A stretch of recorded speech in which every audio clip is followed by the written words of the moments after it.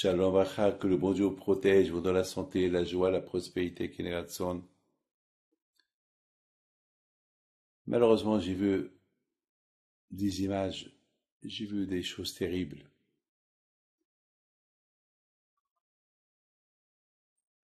À l'époque de Simchat Torah, et pendant tout ce laps de temps, presque maintenant ça fait 3 mois, avec tout ce que j'entends, mais bien sûr, l'image la plus triste, c'est ces enfants qui sont encore kidnappés, surtout le petit Bibas.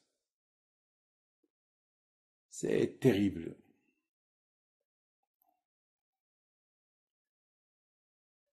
C'est tellement souffrant de voir tout ce qui se passe aujourd'hui dans le monde. On dirait qu'on est en train de vivre une troisième guerre mondiale. On voit partout ça va mal. En Afrique, au Moyen-Orient, en Asie, en Europe. Et, et vraiment, la question se pose. Qu'est-ce que Hachem veut faire? Qu'est-ce qu'il veut faire? Mais une chose est certaine, le monde ne peut pas être détruit. Non, Hachem il a juré qu'il ne détruit pas le monde, ni avec l'eau, ni avec autre chose. Hachem il a juré. Il a juré à Noah. Et en plus, il faut être réaliste. Quel est le but de la destruction du monde? C'est vrai, on parle de la Première Guerre mondiale, on parle de la Deuxième Guerre mondiale, on parle de la Troisième. La Troisième, elle devait être... mais ça veut pas, elle va pas faire la fin du monde. Il ne peut pas avoir la fin du monde.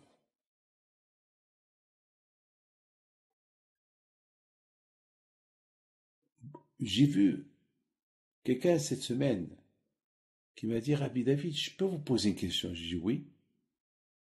Il m'a dit, vous savez, c'est quoi la fin du monde? Je lui dis, oui. Il dit, alors Rabbi David, explique-moi, c'est quoi la fin du monde? Je lui dis, la fin du monde, c'est individuel. Ça peut être quelqu'un qui n'a pas de la parnassa, et c'est la fin du monde pour lui. Il n'a rien il peut profiter de rien. Et pour lui, c'est la fin du monde. Quelqu'un qui n'a pas des enfants, pour lui, c'est la fin du monde. Il n'a pas de but. Quelqu'un qui n'est pas marié, c'est la fin du monde. Il n'est pas marié, il n'a pas de but. Mais il peut avoir aussi la peur de la fin du monde. Celui qui a l'aïmouna, il n'a pas peur de la fin, parce qu'il n'y aura pas la fin du monde. Mais il y a la peur. La peur uniquement pour ceux qui leur manque un peu d'aïmouna à Kadosh Baruch Hu.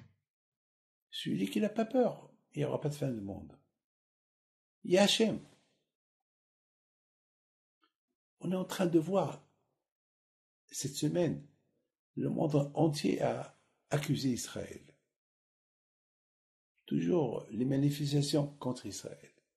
Accuser Israël, accuser. Moi, je ne suis pas là à juger ce qui se passe. Ce qui se passe, bien sûr, on n'est que des êtres humains, on a de la peine de voir ce qui se passe. On a de la peine. N'oubliez pas aussi ce qu'on a vu, les images qu'on a vues, ce qui s'est passé à Simchat Torah. C'est pas facile. Alors qu'est-ce qu'il nous reste à faire? Il faut prier. Il faut prier à Kadosh Baruch Hu. Vous croyez que moi, je suis heureux de voir ce qui se passe, cette guerre-là, et les guerres qu'il y a? Non. Au contraire, on veut la paix. Qu'est-ce qu'on dit dans la prière? Adonai Oz l'Am Witen, Adonai Barich l'Amo Bashalom. On demande à Kadosh Baruch Hu le shalom. À Rosh Hashanah et à Kippour, qu'est-ce qu'on a prié? On a prié pour le shalom. Écoutez, je vous raconte une petite histoire. Il y a un homme qui vient chez moi. Il m'apporte la photo de sa petite fille. Voir cette photo-là, j'allais m'évanouir. Le pauvre, c'est sa petite fille, qu'elle était dans cette fête, la Simchat Torah, et qu'est-ce qu'ils ont fait? Vous savez qu'est-ce qu'il me dit? Il me dit, j'accepte tout ce qu'Akadosh Baruch Hu, il a fait. J'accepte. Mais je veux que ça s'arrête. Ou je lui dis, tu crois qu'Hachem il veut de tout ça? C'est une ancienne histoire. Malheureusement, on vit toujours avec ça.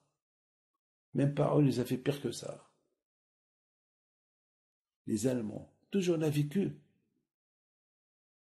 dans la fin du monde. Mais il faut avoir les mots dans la Kadosh Baruch Hu.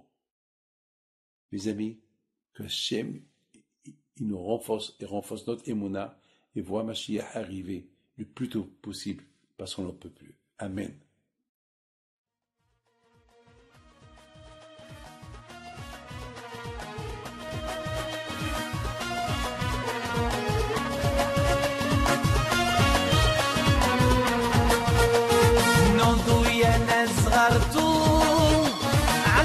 حيم بنتو وقف لنا زي خوتو يا وز خوتو